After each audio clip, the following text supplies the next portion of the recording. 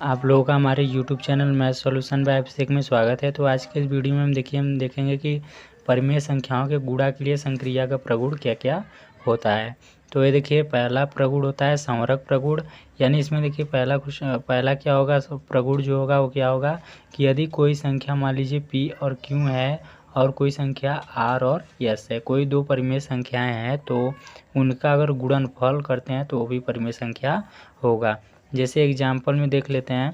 तो देखिए, जैसे 1/2 कोई परिमेय संख्या मान लीजिए P की जगह क्या लिख लिए 1/2 गुणे Q की जगह क्या लीजिए मान लीजिए क्या लिख लिए 2/3। अब इनका अगर गुणा करते हैं तो 2 एकम 2 और 3 दूनी 6, ये भी परिमेय संख्या ही होता है, या ये संवरक प्रगुण है। तो ये संवरक प्रगुण हो गया, यानी कोई P और Q और P/Q तथा R/S कोई दो परिमेय संख्या है तो उनका गुणनफल भी परिमेय संख्या होता है। अब ऐसे ही देखिए क्रम विनिमय प्रगुण है।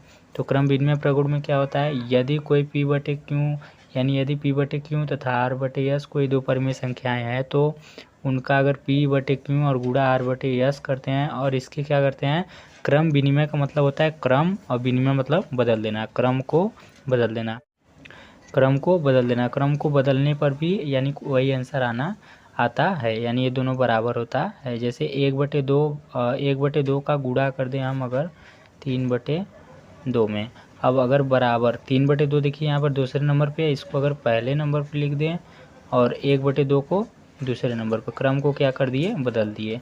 अब इनका अगर दोनों का गुणा करते हैं तो आंसर जो आएगा वो बराबर ही आएगा। 3 एकम 3 और 2 दूनी 4, देखिए दोनों बराबर ही आ रहा है। तो यही ये क्रम विनिमय प्रगुण कर रहा है कि यानी कोई संख्या है, अगर उसका हम गुणा करते हैं और यहाँ पर क्रम बदल कर भी गुणा करते हैं तो दोनों का आंसर जो आता है वो बराबर ही आता है। वो देखिए ऐसे तीसरा नियम, तो तीसरा नियम है साहचर प्रगुण। साहचर प्रगुण में क्या होता है, यदि कोई P/Q और RS तथा TU, यहाँ पर आप कुछ भी ले सकते हैं, यहाँ पर अपने मन से ABCD कुछ भी, यानी A/B C/D कुछ भी ले सकते हैं, यानी कोई भी तीन परिमेय संख्याएं हों तो अब इनका अगर गुणा करते हैं और इसके, ये देखिए इसमें क्या होता है साहचर प्रगुण में कि जैसे P/Q है, मान लीजिए P/Q की जगह 1/2 और गुणे यहाँ पे ले रहे हैं 4/3। अब यहाँ पे देखिए ये वाला क्या लगा दे रहे हैं, कोष्ठक लगा दे रहे हैं।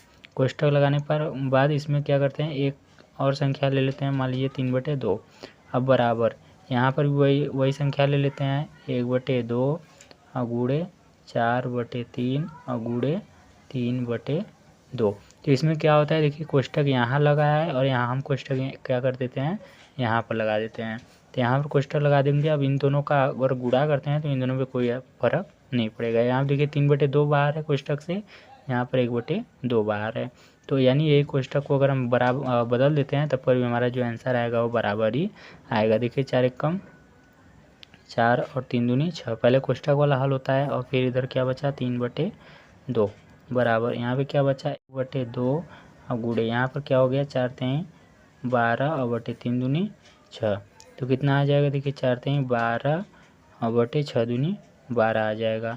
इधर भी गुणा करेंगे 12 एकम 12 और 6 दूनी 12, देखिए बराबर आ रहा है। यही इसका क्या हो जाएगा, यानी यही एक नियम कह रहा है।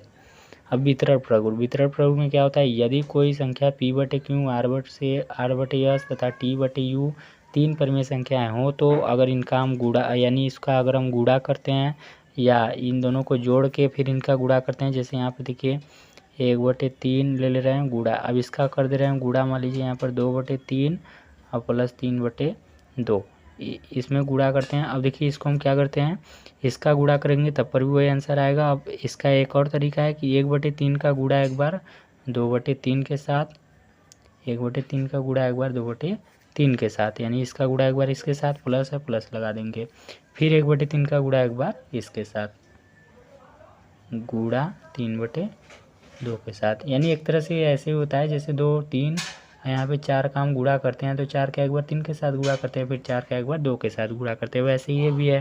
तो यहाँ देखिए क्या हो जाएगा 1/3 गुणे, इसको जोड़ देंगे तो 3 2 का लसा ले लेंगे 6 आ जाएगा, ऊपर क्या हो जाएगा 3 दूनी 6 और 2 दूनी 4 प्लस 2 3 6 और 3 3 9। अब इसको कोष्ठक लगाए, कोष्ठक बंद कर देंगे, यहाँ पर हो जाएगा 1/3 गुणे 9 4 13 और बटे 6। अब इसका गुणा कर देंगे, कितना हो जाएगा 13 कम 13 और बटे 6 18 यानी इतना आ गया। अब इसको अगर हल करते हैं तो कितना आ जाएगा, देखिए 2 एक कम 2 और 3 तरीके 9, प्लस है प्लस लगा देंगे, 3 एक कम 3 और 3 दूनी 6। अब 9 6 का लसा लेंगे तो कितना आ जाएगा, तो 9 6 का लसा लेंगे आ जाएगा 18। अगर 9 दूनी 18, 2 बिरिम जाएगा और 2 दूनी 4 प्लस 6 तरीके 18 और 3 तरीके कितना हो जाएगा 9।